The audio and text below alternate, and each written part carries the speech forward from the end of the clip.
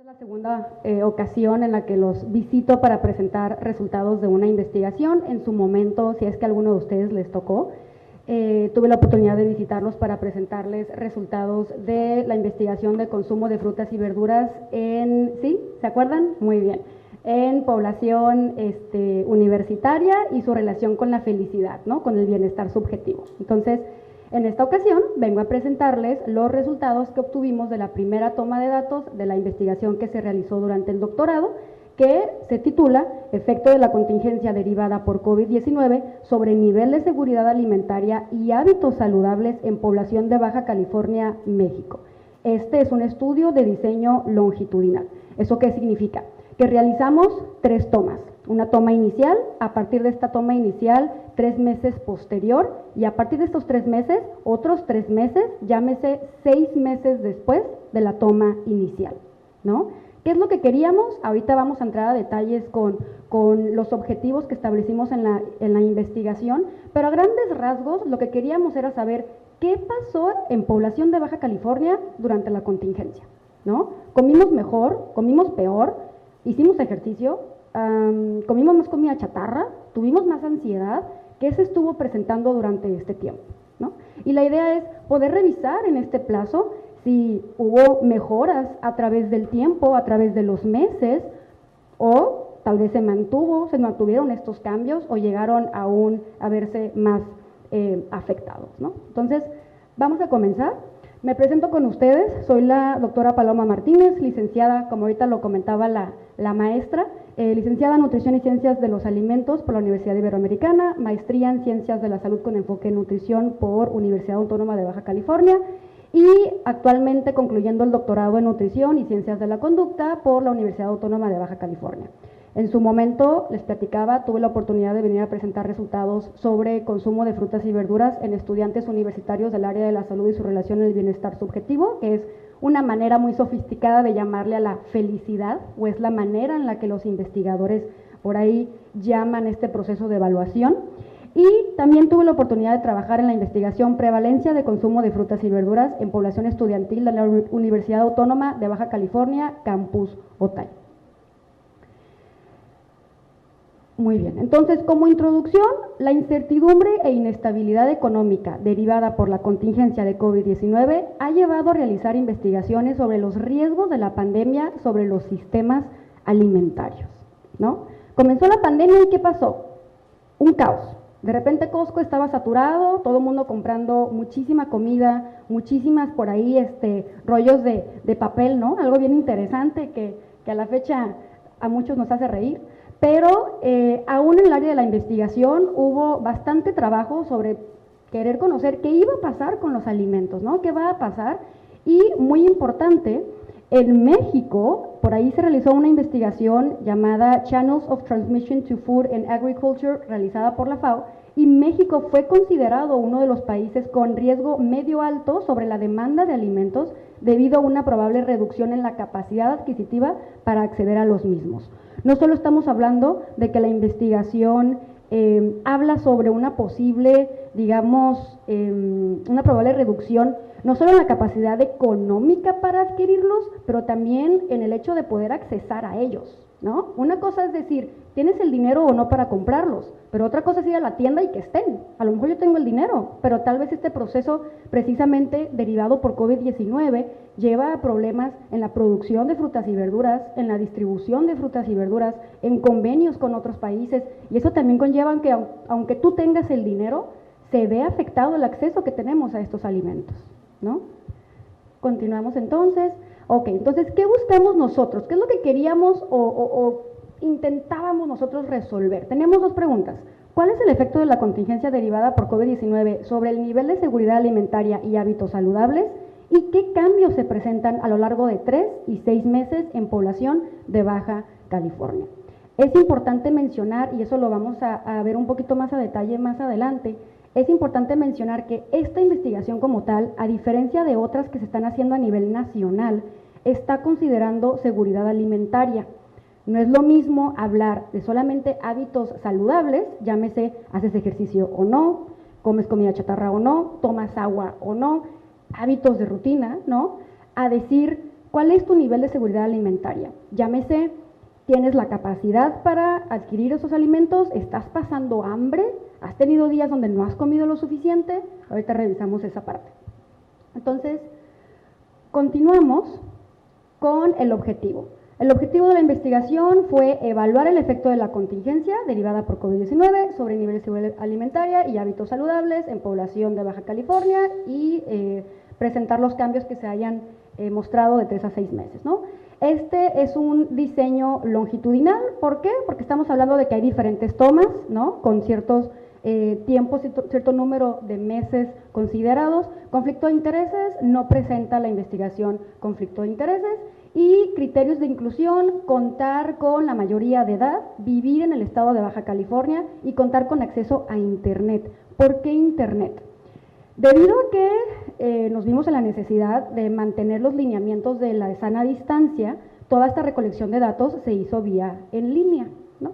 ¿Cómo lo manejamos? Pues bueno, por diferentes medios, por ahí desde Facebook, Instagram, por diferentes plataformas y también por diferentes, por ahí, ¿no?, apoyos que tuvimos en algunas universidades, fue que se realizó esta invitación, más era abierta prácticamente a población de Baja California, independientemente de sexo, edad, edad, llámese mayores de edad, pero fuera de este dato importante, el rango es completamente abierto, ¿no? La invitación fue abierta. ¿Okay? Metodología, tamaño de la muestra. Esta parte es importante. Cuando nosotros hacemos una investigación, el número de la muestra, y por ahí para quienes a lo mejor tengan un poquito de intriga o de interés por trabajar en el área de la investigación, es importante saber que el número de muestra que se estipula no es al azar, ¿no? No es nada más decir, pues yo voy a hacer una investigación y pues voy a encuestar a 20 personas y ya con eso la hice. No funciona así. Dependiendo del tipo de estudio que estás haciendo, dependiendo de la población con la que quieres trabajar, las características de la población, hay fórmulas con las que se debe uno o en las que, se debe uno de basar para estipular el tamaño de la muestra.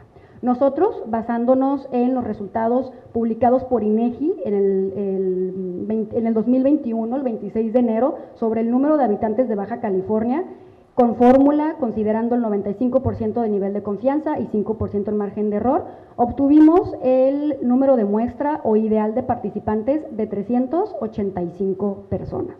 Entonces, esa era nuestra meta, teníamos que llegar a ese número, que de hecho, cuando se realiza una investigación longitudinal, lo ideal siempre es tener un extra, por ahí por lo menos un 10% adicional, porque a lo largo del tiempo muchas veces vas perdiendo participantes, ¿no? Y eso le puede quitar valor o le puede quitar, digamos, pues sí, le quita como relevancia a tu investigación, ¿no? Entonces, el número inicial de muestra o ideal fue de 385 participantes.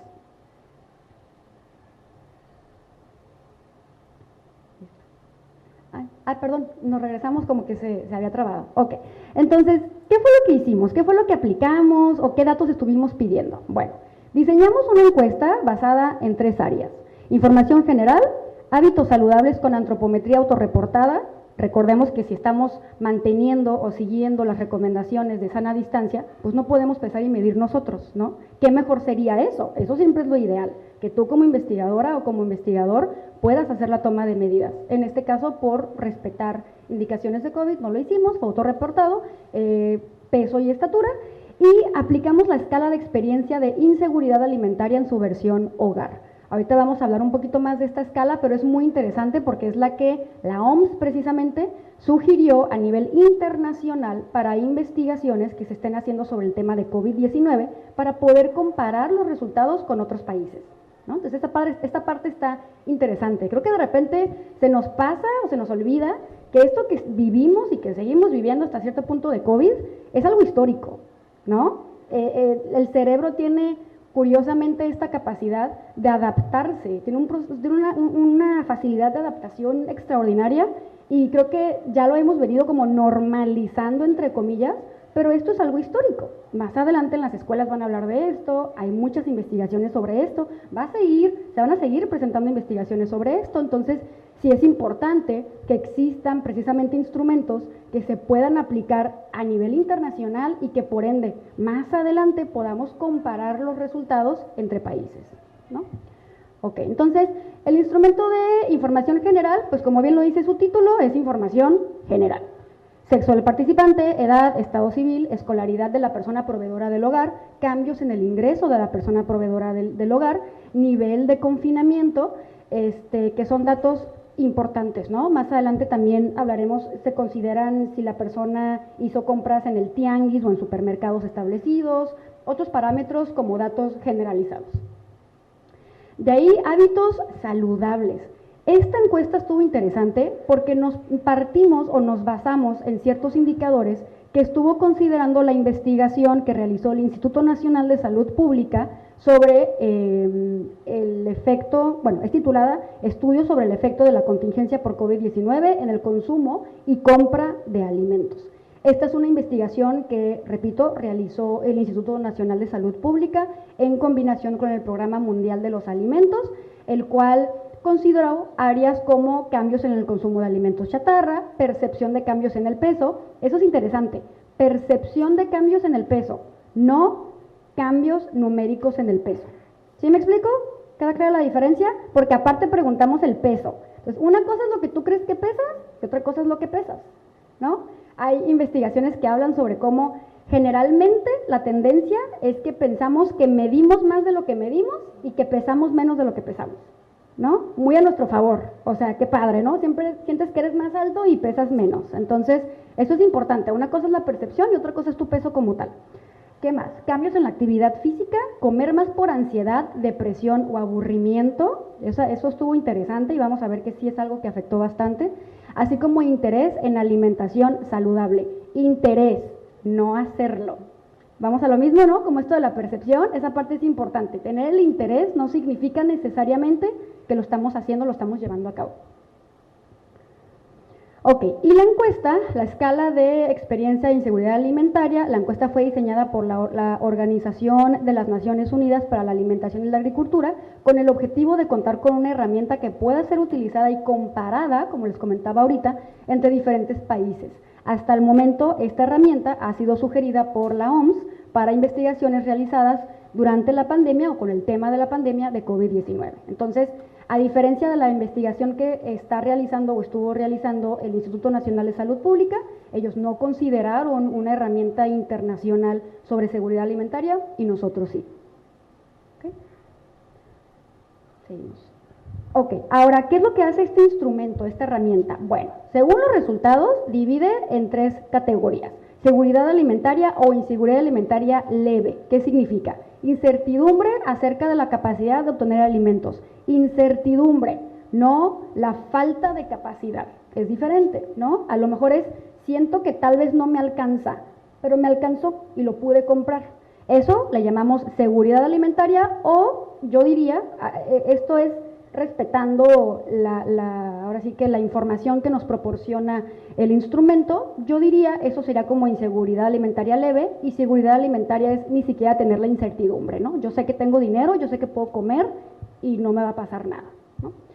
La segunda categoría sería inseguridad alimentaria moderada, se pone en riesgo la calidad de los alimentos y la variedad de los mismos se encuentra comprometida y se reduce la cantidad de alimentos o se saltan algunas comidas.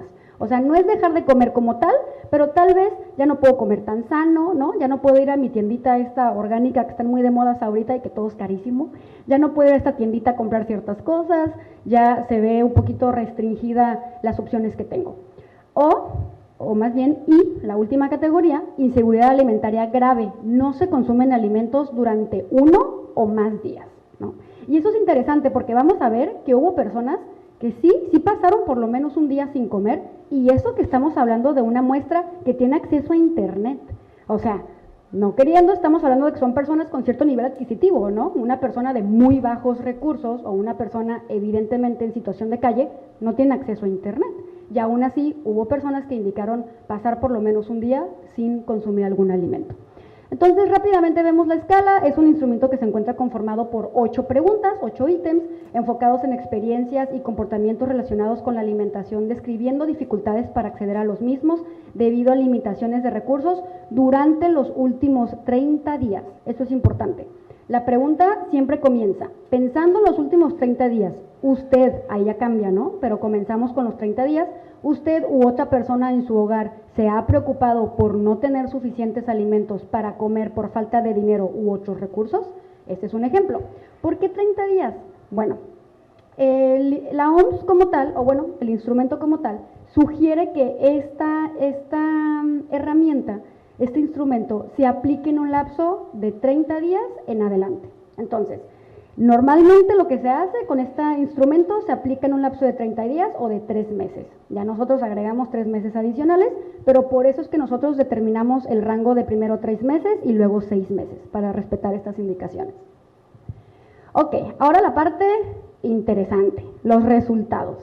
Yo vengo a mostrarles hoy los resultados de la muestra inicial y por ahí datos sobre lo que llevamos hasta el momento de las siguientes tomas, ¿no? Porque actualmente seguimos en la etapa de recolección de la tercera y última toma, así que como tal los resultados finales todavía no los tenemos, ¿no? Entonces, la muestra que pudimos obtener en la toma inicial fue conformada de 479 participantes, de estos 330 mujeres y 149 hombres.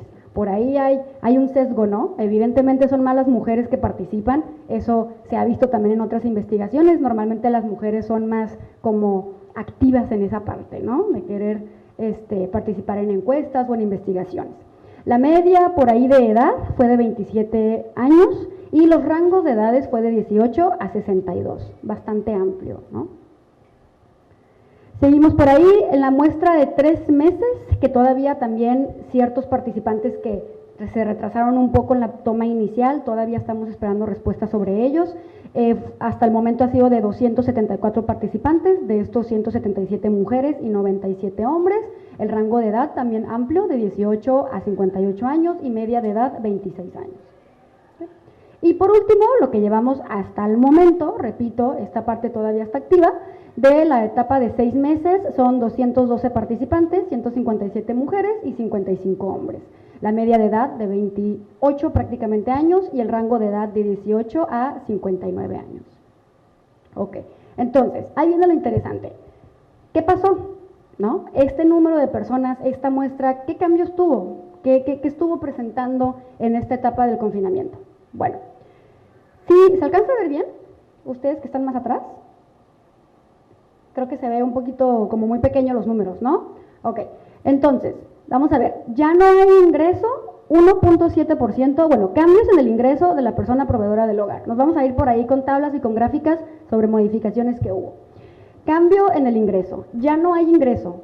8 personas, 8 participantes indicaron, que es el equivalente al 1.7%, que no hay ingreso. Disminuyó mucho, 71 participantes, de un porcentaje de 14.8. Disminuyó poco, 143 participantes, no cambió, 213 participantes y aumentó 44% de participantes, 44 participantes, ¿no? Entonces, si podemos ver, en su mayoría la distribución principal, que son por ahí los gráficos más grandes, bueno, quisiera acercarme, pero siento que tampoco se va a ver bien. Ok, en su mayoría, en cuanto al número de participantes y de porcentaje, son personas que tuvieron afectaciones en su ingreso, ¿no? Ya sea que disminuyó poco, disminuyó mucho o ya no hay ingreso. Nivel de confinamiento. Las respuestas o las opciones que tenían los participantes se dividieron en no salí por ningún motivo, salí para compras básicas, salí por trabajo de 3 o menos veces por semana, salir por trabajo 4 o más veces por semana y salí por otro motivo. En su mayoría salieron solo por compras básicas y salir por trabajo de 4 o más veces por semana, ¿no? Son pocos los que no salieron por ningún motivo, pues evidentemente si estamos hablando de que somos un país en el que hasta había riesgo para tener acceso a los alimentos, pues creo que no nos podíamos dar este lujo de dejar de trabajar, ¿no? Muchos tuvimos que ver la manera de adaptarnos y seguir con nuestras actividades. ¿Okay? Percepción de cambios en el peso durante la contingencia. Las opciones que tenían los participantes fueron disminuyó, aumentó, no cambió o estoy embarazada y posparto. Entonces, un 15% indicó que disminuyó, un 61.4% indicó que aumentó, un 21.5% indicó que no cambió y 2.1% estaban embarazadas o en posparto. Entonces podemos ver que la mayoría consideró que aumentó su peso, ¿no? Y sí, ahorita vamos a ver que se aumentó. Ok, Seguimos entonces, cambios en el consumo de alimentos chatarra durante la contingencia. Las opciones de respuesta fueron disminuyó, aumentó o no cambió. Disminuyó 22.3%, aumentó 54.9%, casi 60%, y no cambió 22.8%, ¿no? Podemos ver que en su mayoría aumentó el consumo de comida chatarra. Y también en su mayoría vamos a ver que comieron más por ansiedad, depresión o aburrimiento durante la contingencia. Las opciones que se les dieron de respuesta fueron no y sí, no 150 participantes y sí 329 participantes. Ahora, me parece importante hacer como este paréntesis. Creo que muchas veces, o a mí me pasaba, que de repente escuchaba como algunos resultados, algunas investigaciones y yo pensaba, pues sí, obvio, ¿no? Pues obvio, pues la gente comió más por ansiedad porque pues estaba la pandemia, obvio. En la investigación no existen las cosas obvias. Aquí, si no hay una manera de comprobarlo, no existe. No podemos obviar. ¿Sí me explico? No podemos obviar cosas. Si no está la evidencia que lo sustenta, puede ser que no. Aquí, digamos que ¿cómo se dice? Ay, se me fue la palabra. Pero sí, no podemos obviar. Tenemos que poder demostrarlo, poder investigarlo para evidenciar si esto es real o no, ¿no? Ok, continuamos entonces. Tabla número 6, cambios sobre el interés por alimentos saludables. Curiosamente, aunque hubo más consumo de alimentos chatarra, comimos más por ansiedad, aburrimiento, ¿qué más? Sentimos que aumentó el peso, aún así aumentó el interés por alimentos saludables, ¿no? Teníamos las opciones de disminuyó, aumentó, no cambió, disminuyó 101 participantes, aumentó 252 participantes y no cambió 126 participantes. Entonces, evidentemente hubo también un interés por querer comer mejor, ¿no? Probablemente por el hecho de que sabíamos que las personas con mayor riesgo a complicaciones eran personas con malos hábitos o con obesidad o con alguna comorbilidad. Entonces, pudiera ser que eso generara algún tipo de conciencia, ¿no? Sobre a mí me gustaría comer mejor, más no necesariamente hacerlo, ¿no? Ok. Tabla número 7, cambios en actividad física durante la contingencia. ¿Disminuyó, aumentó o no cambió? Disminuyó 216 participantes, aumentó 139 participantes y no cambió 124 participantes. Ahora, esta parte es importante porque el no cambió puede significar muchas cosas, ¿no? Si la persona era sedentaria, pues haz de cuenta que no hizo ejercicio y pareciera que debería de estar en la categoría de disminuyó.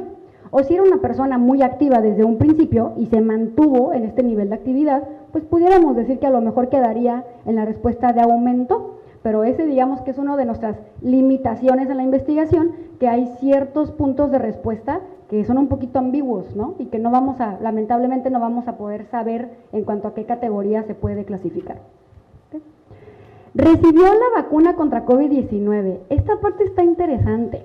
Pensaríamos que todos nos vacunamos. No, o al menos en esta muestra, 20 participantes indicaron que no se vacunaron, ¿no?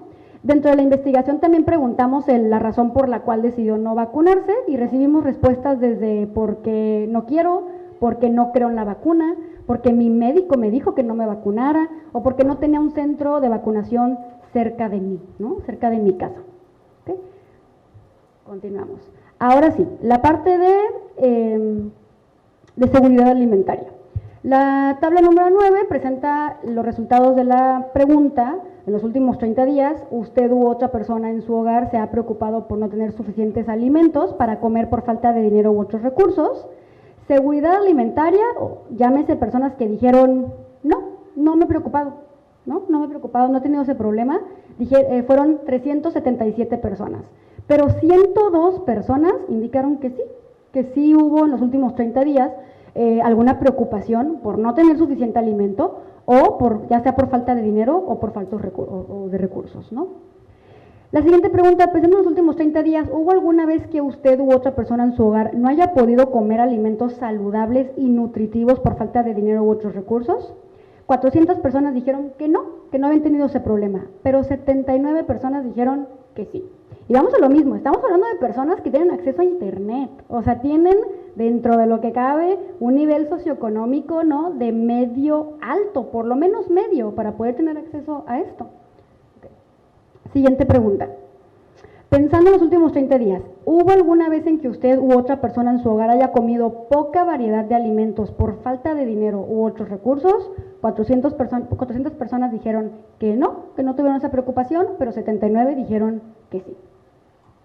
Siguiente pregunta, pensando en los últimos 30 días, ¿hubo alguna vez en que usted u otra persona en su hogar haya tenido que dejar de desayunar, comer, que sería en este caso almorzar, o cenar, porque no había suficiente dinero u otros recursos para obtener alimentos? 446 personas, participantes, dijeron que no, pero 33 sí, ¿no? O sea, sí hubo personas, por lo menos en esta muestra, que mencionaron que se habían quedado o sin desayunar, o sin comer, o sin cenar. La siguiente pregunta, pensando en los últimos 30 días, ¿hubo alguna vez en que usted u otra persona en su hogar haya comido menos de lo que pensaba que debía comer por falta de dinero u otros recursos?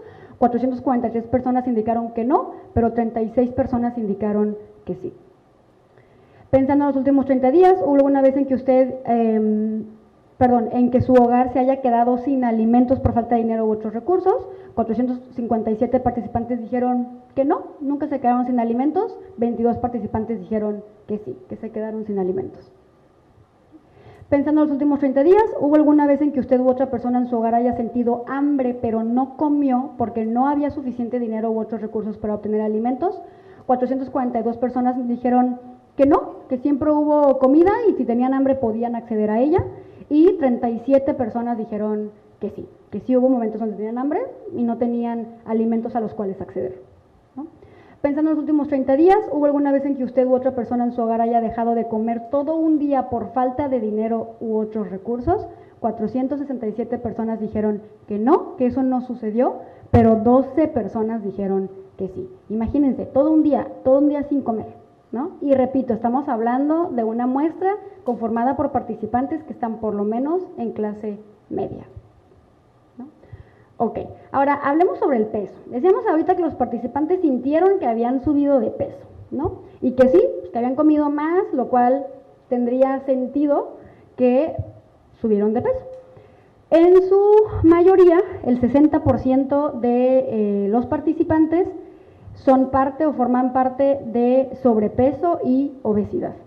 Ya dividido en cuanto a categorías de IMC, bajo peso 3.1%, normopeso 37.6%, sobrepeso 41.3% y obesidad 18%. Repito, siendo un equivalente o dando la sumatoria de sobrepeso y obesidad como un 60%.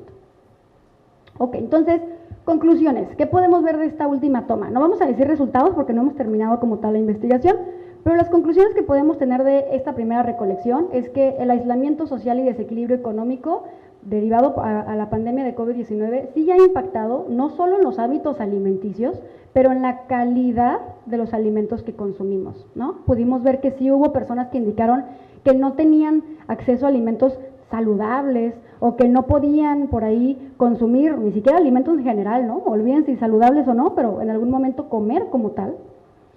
Y dentro de las observaciones se encontró que aun cuando el 52.6% de los participantes mencionaron aumentar su interés por alimentos saludables, aún así el 45.1% mencionó que su actividad física disminuyó y el 61.4% indicaron percibir que su peso aumentó, ¿no? Entonces, ¿qué pasa? Pareciera que está el interés, pero a la hora de ejecutarlo, a la hora de hacerlo, es donde nos sentimos limitados, ¿no? O tal vez no tenemos las herramientas que ahí a nosotros como nutriólogos nos toca precisamente apoyar a la población en facilitar esta transición, ¿no? En poder darles como, a lo mejor, yo sé que ahorita son estudiantes, pero si están haciendo prácticas o si ya están trabajando de repente, ¿no? En hacer menús, diseñar menús, o más adelante que egresen y que ya tengan su consultorio, es una parte bien importante para nosotros hacer ese puente entre el yo tengo el interés de comer sano, sí, pero tu interés no es suficiente. Necesitas que alguien te ayude en esa transición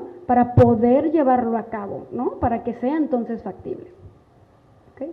Y nada más como un dato extra, estamos por ahí, mandamos esos resultados iniciales a el congreso que realiza la de Obesity Society, que es la Semana de la Obesidad, que este año se llevará a cabo en San Diego, el mes de noviembre. Mandamos por ahí los resultados, estamos esperando que nos confirmen para poder presentar, ya sea de forma cartel o de forma oral, los resultados que obtuvimos en esta investigación. Así que, por mi parte, eso sería todo y muchas gracias por su tiempo.